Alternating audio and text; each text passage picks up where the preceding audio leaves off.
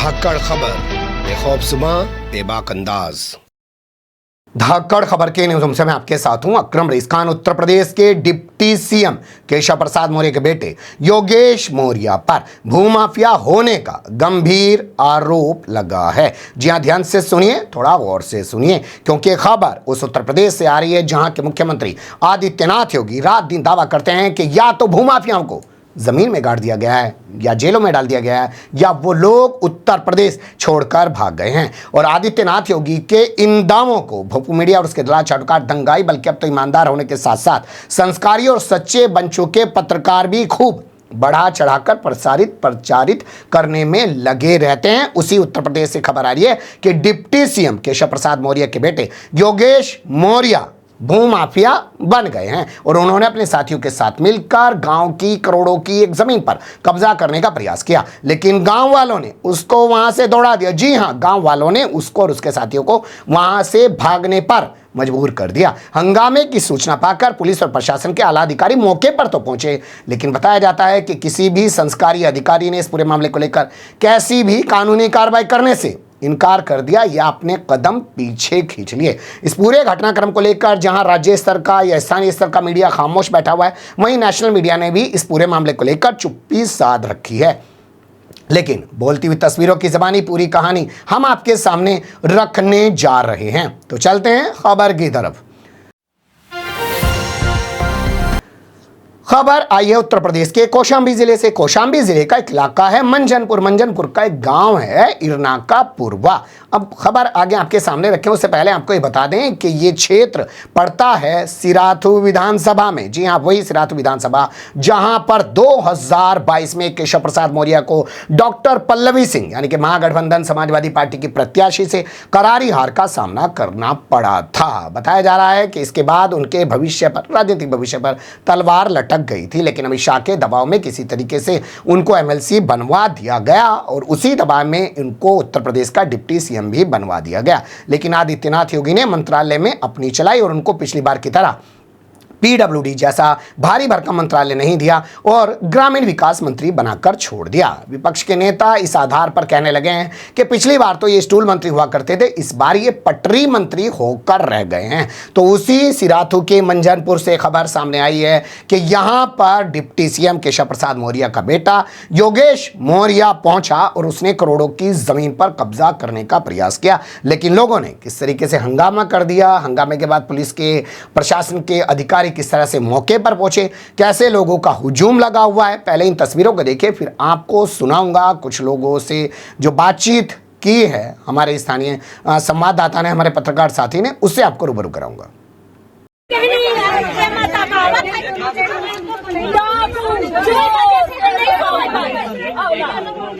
शांत रहिए आप लोग।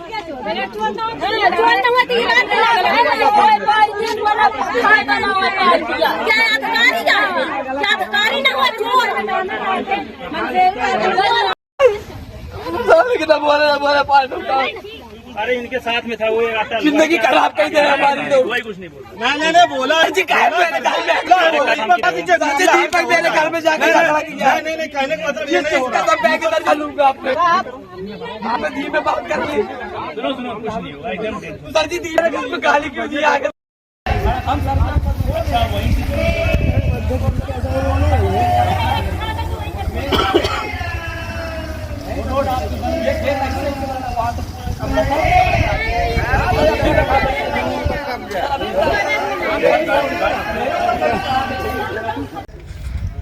मुकदमा लिखते बाद में दबा सका था।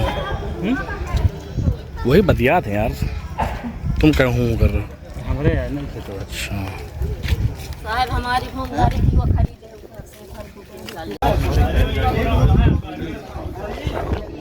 भाई हम बता दें गेहूं तो रिकॉर्ड करो ना, इंटरव्यू ले।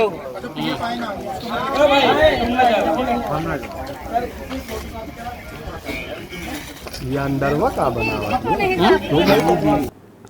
देख लिया, सुन लिया आपने किस तरीके से हंगामा बरपा हुआ है। कंटेनर के जरिए करोड़ों की जमीन पर कब्जा किया जा रहा था। अब ये महिला और ये पुरुष हैं, इन दोनों की बाइट्स मैं आपके सामने रख रहा हूं, सुन लीजिए। सीधे नाम ले रहे हैं डिप्टी सीएम केशव प्रसाद मौर्य के बेटे का। ये कब्जा कर रहे हैं जमीन? ये जबरदस्ती सर कब्जा कर रहे हैं, इसमें इनका कुछ नहीं है। ये दबाव डाल रहे हैं क्योंकि सत्ता में इनकी शासन चल रहा है, इसलिए ये हम गरीबों को बहुत परेशान कर रहे हैं। कहीं पीछे से वो क्या कहते हैं चकमार के उसमें नाला जबरदस्ती बनवा रहे हैं। ये आगे से लाके कंटेनर रख दिए हैं जिसका कोई मतलब नहीं, हमारे जमीन पे रख दिए है इन्होंने। कितनी कीमत होगी इस जमीन की? इस जमीन की लगभग 4 करोड़ कीमत होगी। उसके बावजूद आज पुलिस बुला के भी कब्जा? पुलिस प्रशासन हमारी सुनती ही नहीं है, बस उन्हीं सुनती है क्योंकि वो सत्ता में बैठे हुए हैं। नाम बता दीजिए अपना। मेरा नाम वीरेंद्र कुमार है। उठाई दे कौन है? हम सोते नहीं केसो मौरिया ये के बेटो जुगेन हाँ सारा मंजूर ले आके हमका रहे नहीं दे। बताओ ये तनी से फर्जी जमीन तनी से बचा थी तो हम गरीब दुखिया नहीं ले सकी थी। ये तो लिखे है अपने सामने सगल, और हम कहाँ से निकाल? एक जने हो एक जन हम हूँ तो हम 3-4 देवरानी जेठान है। हाँ हमारे बाल बच्चे नहीं, गोड़ हाथ है का मींजा है यह का। तो ये कंटेनर डाल के इसने कब्जा कर लिया? हाँ कंटेनर यह कंटेनर अब हम निकली थी, आई थी जाई थी, दुकान भी हमारा बेटवा रखे है तई तुई जौन है रास्ता बंद कर दी। क्या नाम है तुम्हारा? अरे हमारे नाम का कागज साहब कुछ का। हालांकि स्थानीय स्तर पर जो हमारी पत्रकारों से बात हुई उन्होंने बताया कि वहां पर डिप्टी सीएम का बेटा खुद मौजूद नहीं था, कोई और लोग मौजूद थे। उन्हीं लोगों के आधार पर सीधे आरोप लग रहे हैं डिप्टी सीएम के बेटे पर हम कह रहे हैं कि पड़े वो मौके पे मौजूद नहीं था, लेकिन अगर उस पर आरोप लग रहे हैं तो मामले की जांच तो होनी ही चाहिए। लेकिन जैसा कि आप चाल चरित्र और चेहरा जानते हैं कि ये जो सरकारें हैं आजकल बैठी हुई हैं वो जांच कराने को तैयार नहीं होती है, फिर चाहे इनके ऊपर बलात्कार के आरोप लग जाएं, हत्या के आरोप लग जाएं या भूमाफिया जैसे ही क्यों ना आरोप लग जाएं। यह आरोप गंभीर है, बेहतर होता कि इस पूरे मामले पर जांच की जाती। वैसे बताया यह भी जा रहा है कि इस प्रॉपर्टी को लेकर मामला पहले से कोर्ट में विचाराधीन है। तो यहां सवाल यह पैदा होता है कि भैया जब मामला कोर्ट में विचाराधीन है तो उस पर किसी भी पार्टी को कब्जा लेने की जरूरत क्यों पेश आई? भले ही दोनों पक्ष वही हैं जिनके बीच अदालत के अंदर विवाद चल रहा है। अदालत से जब तक कोई जजमेंट ना आए तब तक यथास्थिति वहां पर बरकरार रखने की जिम्मेदारी पुलिस और प्रशासन की होती है। बेहतर होता है कि पुलिस और प्रशासन कार्रवाई करता और आगे के लिए ऐसे हालात पैदा होने से रोकता, लेकिन रोका नहीं गया है। तो आने वाले समय में हो सकता है कुछ और भी हालात यहां पर बन जाएं, क्योंकि मामला करोड़ों की जमीन का है और हर किसी को कुछ ही दिनों में, कहना वरुण गांधी का कि जो भारत माता की जय के नारे लगाते हुए आपसे वोट मांग रहे हैं, जो जय श्री राम का नारा लगाते हुए आपसे वोट मांग रहे हैं, वो कुछ ही दिनों में आप देखते हैं कि करोड़ोंपति बन जाते हैं चुनाव जीतने के बाद। तो ये अपने आप में एक बड़ा घटनाक्रम है और जिस तरीके की बेशर्मी इस पूरे घटनाक्रम को लेकर मीडिया ने दिखाई है वो तो और भी ज़्यादा चिंताजनक है। बने रहेगा धाकड़ खबर के साथ। कमेंट्स के रूप में आप लोग अपनी राय दे सकते हैं, खबर को लाइक कर सकते हैं, चैनल को सब्सक्राइब कर सकते हैं, उस ज़्यादा से ज़्यादा हमारी खबरों को शेयर कर सकते हैं। फिर ऐसे ही किसी सुलगते हुए या उलझते मुद्दे लेकर मैं आपके सामने हूँगा हाजिर। फिलहाल अभी मुझे दें इजाज़त।